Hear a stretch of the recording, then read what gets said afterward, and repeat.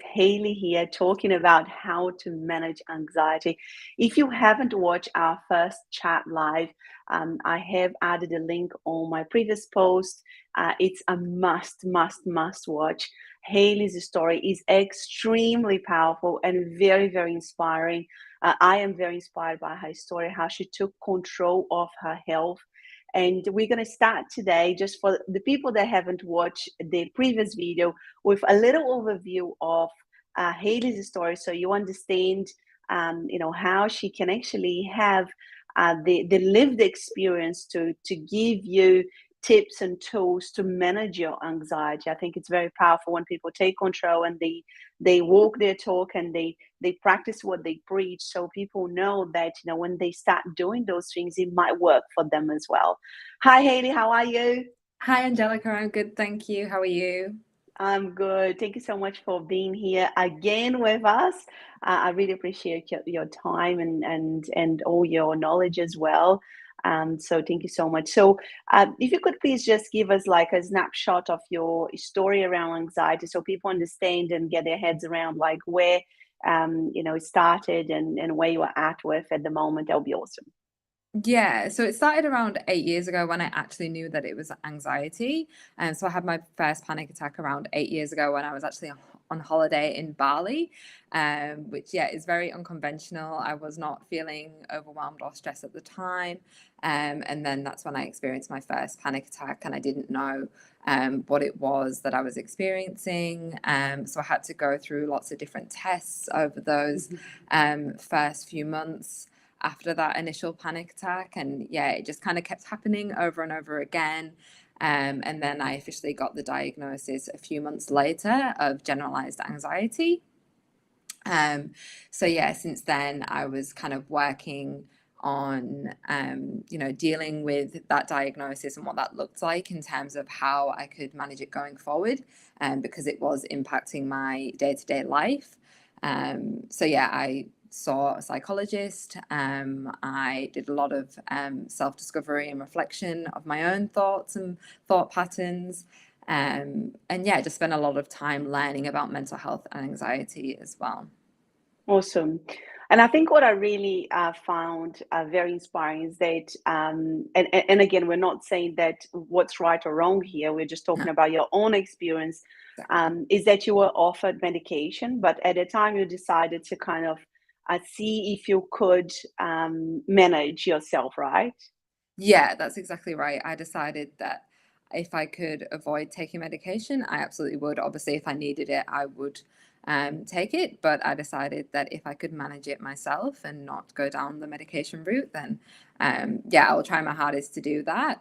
And yeah, I feel really inspired that I managed to do that and was able to, yeah, learn all the kind of cognitive therapy strategies to really look at the way that I was thinking, and still think to this day. Like, obviously it doesn't go away, but yeah, kind of catching myself in those thoughts and learning yeah, how anxiety manifests for me and watching out for those triggers, and yeah, just looking after myself on a day-to-day basis. So there was the mental component, like you went to the psychologist and the psychologist helped you to start recognizing some of those thoughts. But can you tell the listeners that perhaps somebody who is listening to this right now and they are dealing with anxiety? I mean, um, how much work it is really to go through that journey? Like as in, I am super inspired that you took control as well, because the medication is there. Like you could have taken that, right? Like it is Mhm. a much easier choice, because it's just there. And again, this is not to say that some people might not need it, but being courageous to say, I'm gonna have a look first if I can do that. It's unconventional because Mhm. perhaps, I don't know if you had pressure from your family members to say, but Hayley, maybe you should take this, like maybe it would be better for you to do that. It takes an enormous amount of courage to go like, I am gonna just do this on my own. I mean, how much work was that?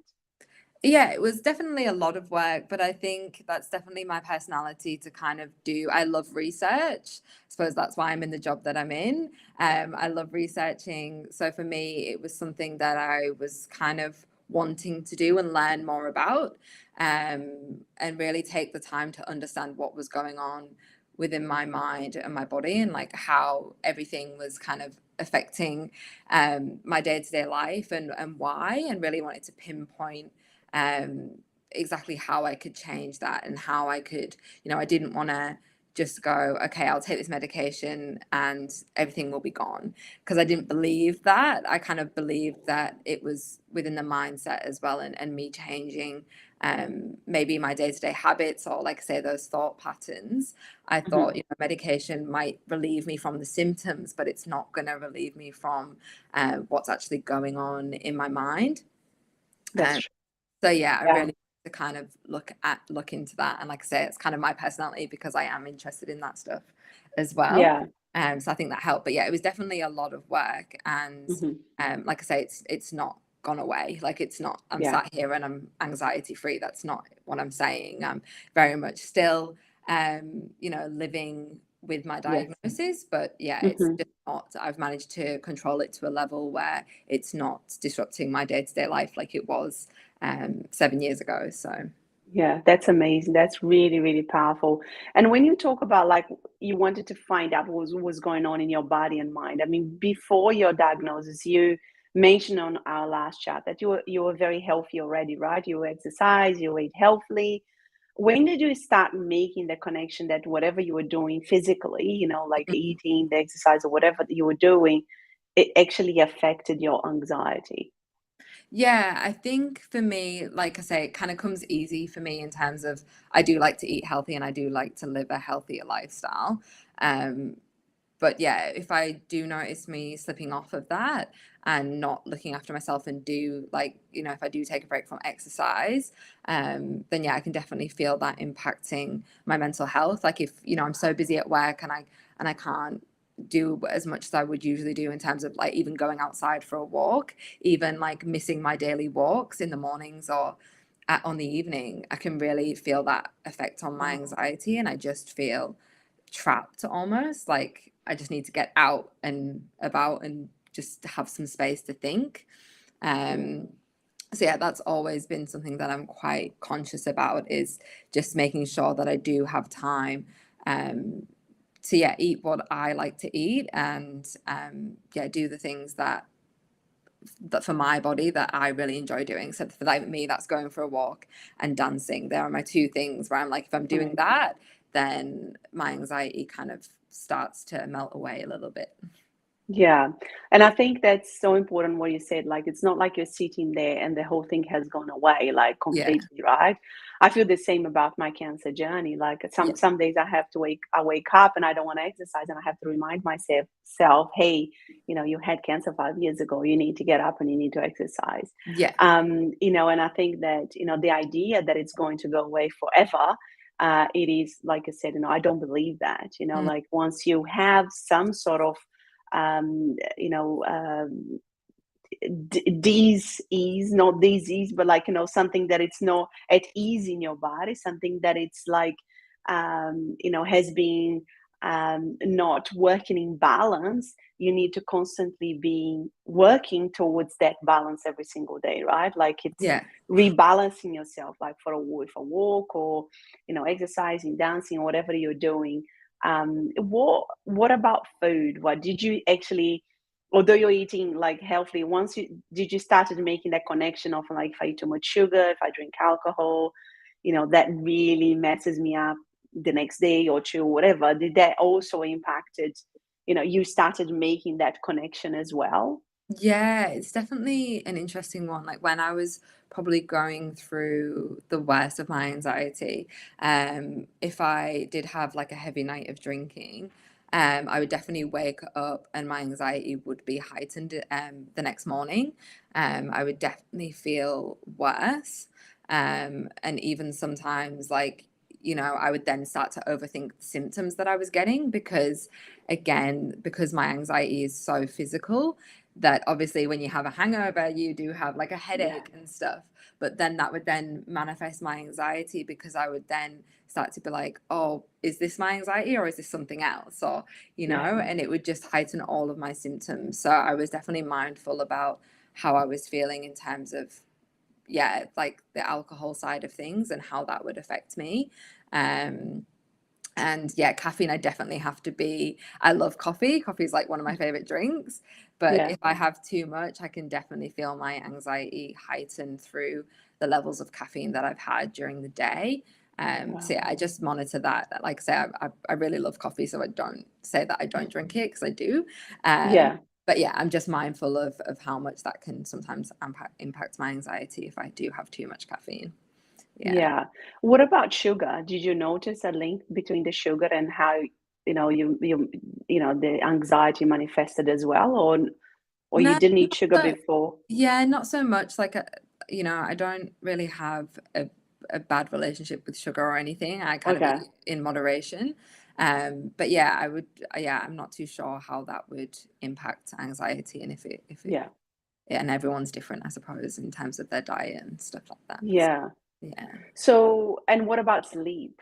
Like, a lot Oh, of people that, yes. has anxiety, they compromise on their sleep, Yeah. and people scrolling on social media and watching TV or whatever until late hours, how would that impact on your anxiety? Yeah, sleep is a massive one, and I think I can definitely tell if I'm tired, then it does impact my mental health a lot more than it would if I've had a really good night's sleep. But I'm a bit of a weirdo in that I don't abide by the 8 hours. I'm very much like a 7, 6 hour person. Yeah. I'm a very early morning person as well, so I Hmm. do get up early. So yeah, I'm not a long sleeper or anything like Yeah. that. But yeah, if I don't have those amount of hours that I do need, then that does impact me a lot. And yeah, I think it's important to get a really good routine happening at night. Like, Hmm. I definitely don't all the time. I sometimes Yeah. do scroll through my phone at night, and that can impact my level of sleep. But yeah, I really try to kind of calm myself down at night time, and yeah, put the phone away, before like half an hour before I go to bed, and really start to switch off. Yeah. But it's the same from like even after my work day. Like, I'll really try to shut that side of my brain off and really Hmm. try to not answer emails after a certain time, especially running my own business. Yeah. Sometimes the lines are blurred. And it definitely was for the first few years of running my business, where I Hmm. would, be answering emails and customer inquiries and stuff after my closing down time. But yeah, Yeah. I've really started to put those boundaries in place and found that that's definitely helped with my anxiety, so that I can actually switch off my brain, but before I then jump into work mode the next day. Yeah, amazing. That is so important. I really believe in routines as well. I think that, as adults, we think we can do whatever we want, and then we end up, not sleeping enough, eating too much Mhm. crap and drinking too much alcohol. And we don't realize that, being an adult, we actually almost need to treat ourselves as kids. Having a routine Yes. is really, really important for the body and the mind. Yes.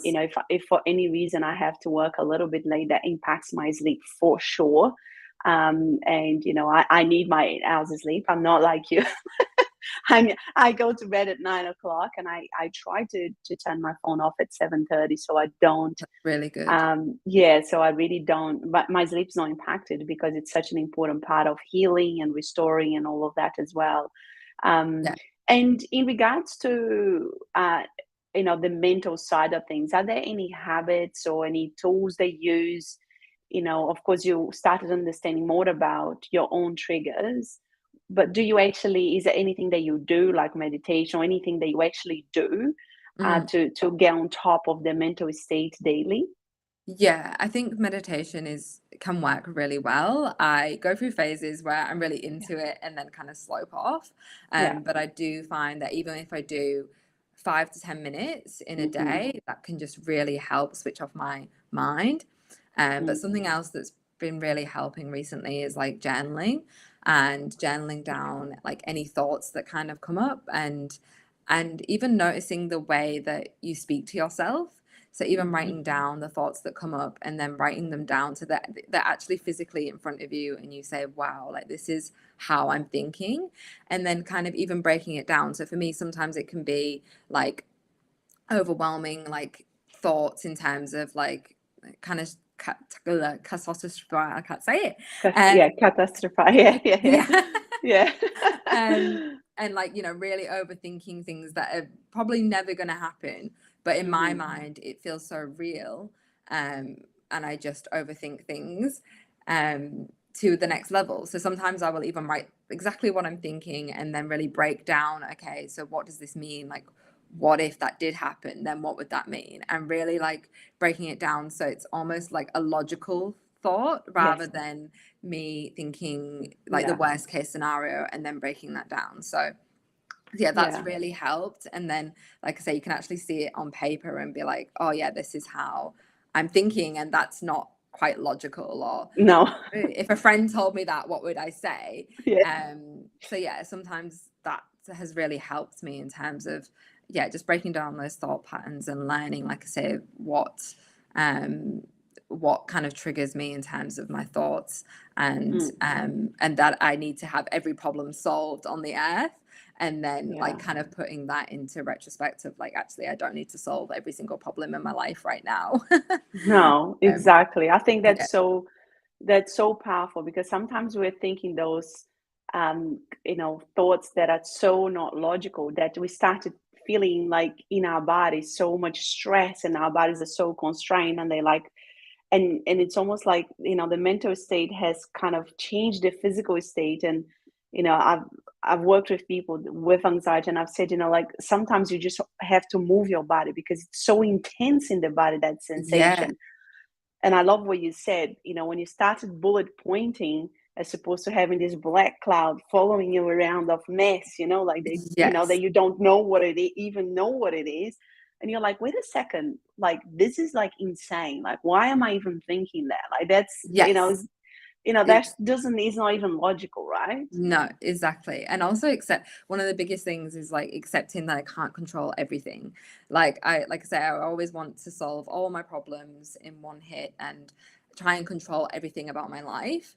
And that's one of the biggest things that I've tried to do recently is realize that I can't control everything. Like, and it's not also healthy to do that, to control everything. Like, there should be an element of unknown in your life, and you can't have everything under control all the time. And that's just kind of helped ease the pressure off a little bit, to be like, actually, if that doesn't get done, or if that isn't in the way that I think it should be, that's okay. Like, it's not the end of the world. So just really taking that pressure off, and the perfectionism of my personality as well, and being like, you don't have to be perfect to everything. And that's something that's really helped me as well. So with the perfectionism, I think it can be so destructive. I experienced that before cancer as well, and I feel that one of the biggest shifts that I had to do is that every night I would go to bed thinking, what else can I do? What else could I have done today? I could have done this, I could have done that. And you're in that constant race to never, ever be satisfied with anything, because you feel that whatever you did wasn't enough, because you're going to bed thinking, I could have done this, I could have done that. And every time that I would achieve something, I would be like, oh yeah, fine, okay, next. What's the next thing? What's the next thing? What's the next thing?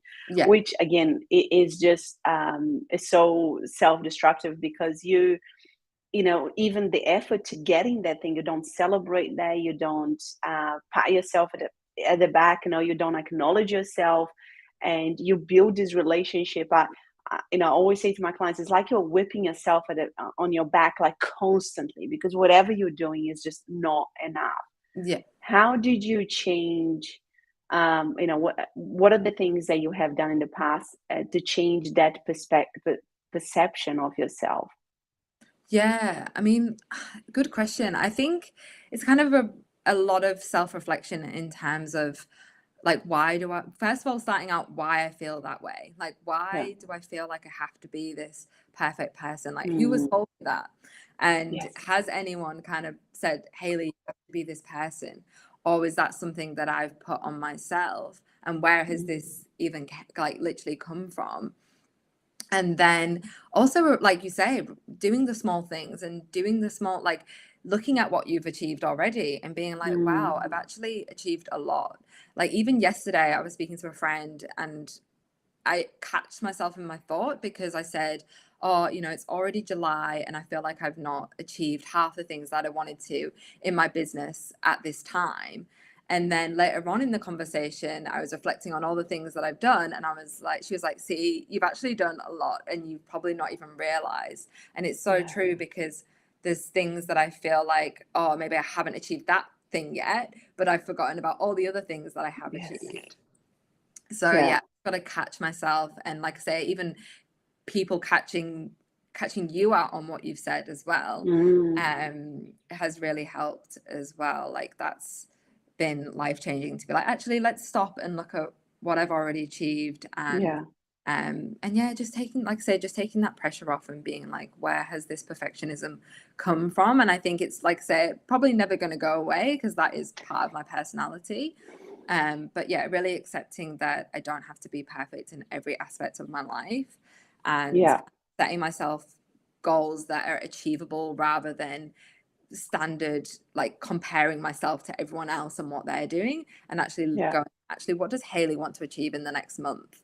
You know, like I'm going on holiday for a month. I'm going on my belated honeymoon in 2 weeks. So that's been my biggest priority over the last few weeks. I'm like, I actually really want to just enjoy this holiday. I don't want to think, like, I don't want to get to the holiday feeling again like what happened in Bali, where I was so overwhelmed and then it all hit me at once on holiday. I actually want to go on holiday feeling like I have the space and energy and brain power to enjoy the holiday and not be thinking about everything. So I've actually stepped back from my business, which seems probably a little bit crazy to some people, because they're like, oh, but aren't you going on like holiday, so shouldn't you be so busy? And I'm like, actually, I didn't want to go into my holiday with this busy energy. I wanted to go in with a really kind of chilled out mindset. And I would have done that years ago. I would have probably even taken my laptop on holiday. But now I'm like, no, what? I'm just gonna go and enjoy being on holiday and not worry about anything else, and really kind of testing myself in that new way to be like, can I achieve this? And if I do, I'll probably feel so much better for it. That's so beautiful. And I think that when you start changing your habits daily, you realize that you are changing as a person when a situation like previous situations happen and you deal with it different, like the holiday thing, right? Yes. You know, it's the culmination of all your work in the last, 5, 6, 7, 8 years of managing, yourself in a different way that has allowed you to make a completely different decision that it's more beneficial for yourself, which I think a lot of people, and it's crazy because in the world that we live, we think, oh no, you have to be busy all the time, and that is actually literally killing people. There's plenty of people in the cemetery now that they've been too busy, they haven't looked after their health, and they are now dead. There's plenty of people that can't get out of their beds because they're burnt out to the point that they can't even get out of bed. They've got chronic fatigue, they've got all sorts of different problems, and I think it takes so much courage to doing what you just said, that, just to go, you know what, I don't want to take my laptop. I want to enjoy. This is a one-time thing that me and my husband are going to be enjoying together. And I just want to enjoy this, and I want to be fully present. And like I said, the brain capacity, when you are in that constant rat race mode and I just need to achieve, you've got very little brain capacity for the people that you love. 100%. Yeah, 100%. And I think that's it. And I think every single person manages and deals with stress and anxiety differently. That's one of the biggest things that I've learned is, you can sit here and go, oh, but, so-and-so over there achieves so much. They're a parent, they're this, they're that. And they're always on the go, and they don't have anxiety attacks. They don't have panic attacks. They're living their life fine.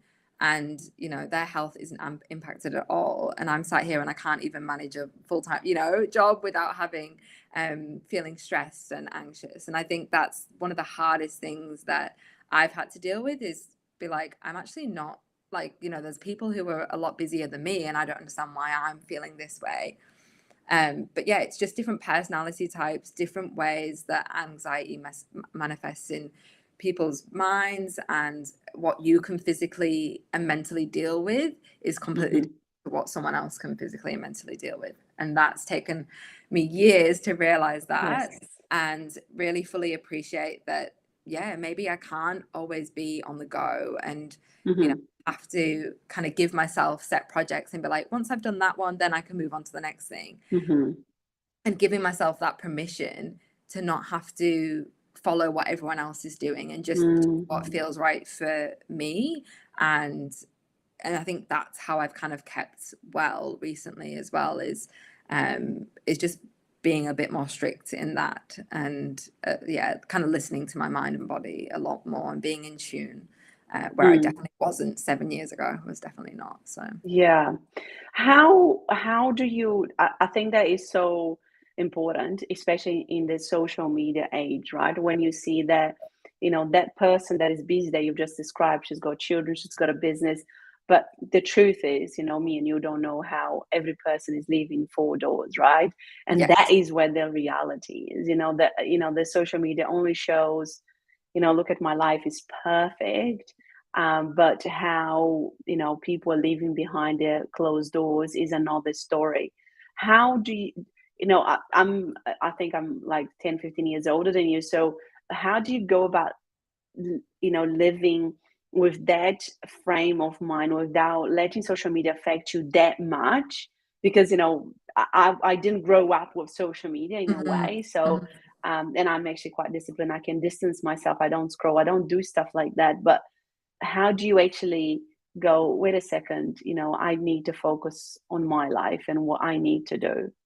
oh, it's hard. It's very hard. Yeah. It's incredibly hard. And I would be lying if I said that I haven't done that. Like, I've absolutely Yeah. done that so many times. I've, yeah, like, catch myself just scrolling and scrolling and going, oh, Hmm. they've achieved that, they're doing that. Um, and I think it is definitely one of the downsides of social media. Like, I love Yeah. social media for connections and community. It's Yeah. helped me grow my business, and I've found some amazing connections on social media, so I love it. Yeah. But I also hate it in how it's such a, yeah, it's such a comparison Mm. platform. Everyone is looking at what everyone else is doing, and you just fall down this. It's just, it can be really toxic. Yeah. So yeah, I think it's just noticing how it makes you feel, and if you're spending time on there, is it making you feel happy, and Yes. you're enjoying what you're doing on there, or is it Hmm. feel really anxious and Yeah. overwhelmed, and it's not a good use of your time. Because Yeah. yeah, time like can literally fly by, and all I've been doing is looking at everyone else's life, and I'm like, I've just Yes. missed like half an hour of my own life. What am I doing? Yes. So yeah, it's really prioritizing the time that you spend on social media and what you're doing. Yeah. And yeah, as a business owner, I can hand on my heart say I've definitely compared myself to so many other business owners out there Yeah. without even thinking like exactly what you said, but I don't know what's on the other side of what they're posting No. and what they're Yeah. saying online.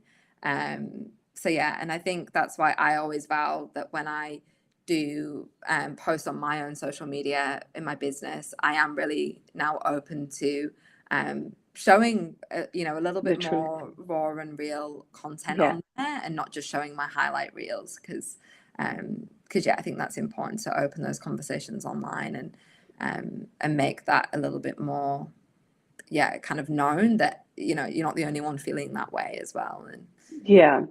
I think that's so important. I think what you said about, you know, when you start connecting to your body and your mind, and you start creating this really close connection to how you feel and your thoughts and emotions, you know, bringing awareness to how you feel after doing something. Like I said, if you're scrolling for half an hour and that's making you feel more anxious or sad or frustrated or angry, whatever it is, it's kind of easier if you have this connection to yourself to go, wait a second, this is not really benefiting me, this is harming, you know, my health or yeah, physically, mentally, or whatever. um, and that's the tricky thing. Most people are not so much connected to their bodies and minds, and they keep those habits are so unconscious that they don't realize it's actually having a massive impact Yeah. on their health. Like one of the things that a lot of my clients struggle with is just not checking their phone when they wake up in the morning. I mean, if you start your day doing that, I mean, and checking Facebook, Instagram, and it's really, you're not looking after yourself. You're sending a message to your body to go, you are not that important, because it's more important for me to look after, look out for what everybody else is doing rather than look after, It's so me. true. It's so true. And I love 𝗕𝗓𝗘. Like, he's like one of my biggest people that I follow at the moment. And one of the things that he says in his book is, as soon as you open up your social media in the morning, it's like you're inviting hundreds of people into your bedroom at one time. Because when you think about it, that's what you're doing. You're just literally looking at everyone else's, like, you've not even had really one thought of your own. You've just got all these other thoughts of people and what's going on for them. And like, when you actually physically think about inviting hundreds of people into your bedroom, you would never do that. And No. it's so true. And it's like, yeah, you've not even had chance to even have your own first thought, but yet you're looking at what everyone else is doing, and your brain is now kind of bombarded with so much noise. Yeah. So yeah, And you're not leading your life, right? You're not yes, directing your thoughts. Like I said, their thoughts are not yours anymore. yeah, You're starting your day with how everybody else is feeling about their lives and their world and their opinions. And I think that it's such a simple habit, but most people struggle with. And oh, people don't realize how impactful that is in their lives, right?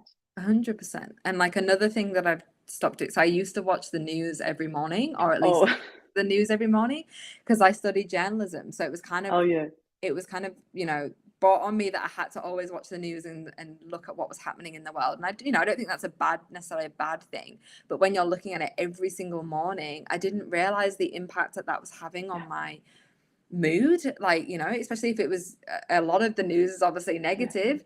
So just constantly waking up to negative news, and this is happening, and this is, especially during COVID, where it was constantly overwhelming and doom and gloom, and I really had to catch myself, especially during that COVID times, where I would sit and watch those press conferences, and it would heighten my anxiety so much, because then my thoughts would start racing, and then I would be consumed by just watching and listening to all this stuff and all this noise. So I've stopped. I've not listened to the news in a while, and it's definitely had a positive impact on my life. So yeah, I totally agree. Like, my kids are only 11 and 9, and we don't watch the news or the TV. It's never on in our house unless they want to watch something specific. And I remember, during COVID, if by any chance they, put the news on when we're in lockdown and things like that, I'll be like, 5 minutes, I'm already depressed. Just turn this off. Like, I can't. it's So so my true. kids have a saying like, do you want to get depressed? Just watch the news.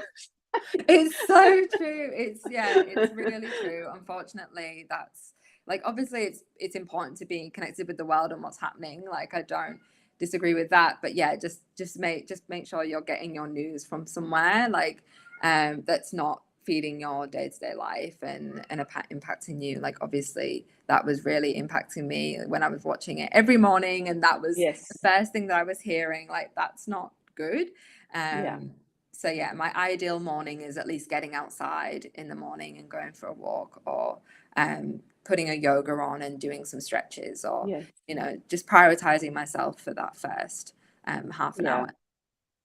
Amazing. So if anybody who is listening to this, they are dealing with anxiety. So we talked about, exercising, going outside, even going for a walk, prioritizing yourself in the morning and not looking at your phone, not watching the news. We talked about, not drinking too much alcohol, that, or at least, it's proven that alcohol impacts your anxiety. I mean, I don't think we have it, there is no doubt about that. Oh, yes. We talked about, just the sleep as well. Like you mentioned, it doesn't matter, how many hours, but just having a good sleep routine. And I can say probably most people are not doing any of that. What would be the one or two things that you think it's absolutely key for people who are suffering from anxiety and they want to start on a journey of managing it better? I think the number one thing is definitely to learn your own triggers and boundaries.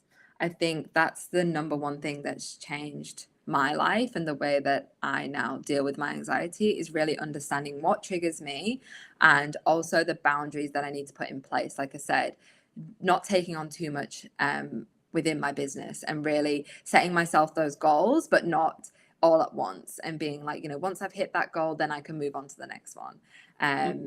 And yeah, just I think that's definitely number one, as well as, like I say, that kind of structured problem solving. So being Yes. like, where is this thought coming from, and then kind of breaking it down into the worst case scenario kind of situation, and then understanding how your thoughts can manifest, and what that looks like in terms of, is it realistic, or is it something that probably never going to happen, and I'm just overthinking it a little bit too much. So journaling your thought process, like in bullet, almost like in bullet point, like simply like, what's the worst, being very focused on and precise about it. I'm thinking this, this is going to lead to that, and just writing down and looking at it and going, okay, well, where am I going? Like, this is not even logical. Yes, exactly. So kind of taking it, because we all live in our heads, so actually taking it from your head and putting it onto paper, and then when you actually see it, you're seeing the way that you're speaking to yourself. And like I say, you probably wouldn't have those thoughts. You wouldn't probably speak that to a friend or a family member. It's just the thoughts that you're having in your head. And obviously they're very real, and but it's just kind of taking that and logically thinking about what you're thinking up here. It just, for me, especially as a writer, that just is something that's really helped me combat those I agree. I agree that gives a little bit more clarity as well, with my journey around different things, self-love, forgiveness. Once you start writing the mess that it's here, like this black cloud, into a paper, and when you're concise about it and you write in bullet points, you can see clearly what the problem is. And or whatever is happening, as opposed to just having this whole crazy massive thing. It becomes, okay, I can deal and manage with this. So, and it doesn't have to be a novel, right? You can just write. No, exactly. Yeah, exactly. And I think another thing is definitely speaking to people about how you're feeling. Like, don't feel ashamed to speak to people that you care about and you love and you trust, about how you're feeling. And like I say, kind of setting those boundaries and being like, hey, I'm really struggling with this. Is it okay if I take a step back from XYZ, or are you okay to help me with this? Because I'm just feeling a bit overwhelmed at the moment, and not feeling like you shouldn't feel ashamed for feeling in that way, and asking that as well. I think we touched on that on our last chat, and I think it's so important that thanks for bringing that up, because a lot of people are suppressing all of that, right? And that's when we have like issues around the suicide rates, and people that have never spoken about it, and then suddenly you're in such a deep rabbit hole that and nobody knew about it. Like I said, it's so important to not be ashamed of what's going on in your head, right? Yeah, exactly right. And it's definitely more common than you think. And I think that's why it's important that's why I feel like it's important for me to share, my story, because it is so common, and it can happen to anybody at any time. And I think the more that we normalize it, the more that people will feel comfortable to seek help and get the support that they need. So, awesome. Well, thank you so much, Hayley, once more. It's been amazing. Thank you for all the tips and your knowledge and your lived experience. I think, like I said, it's so important for you to share your story. Keep sharing, because so many people can learn from it and can resonate with different paths. Like I said, it can happen to anyone at any time. It doesn't mean that you've never had it, that you're never going to have it.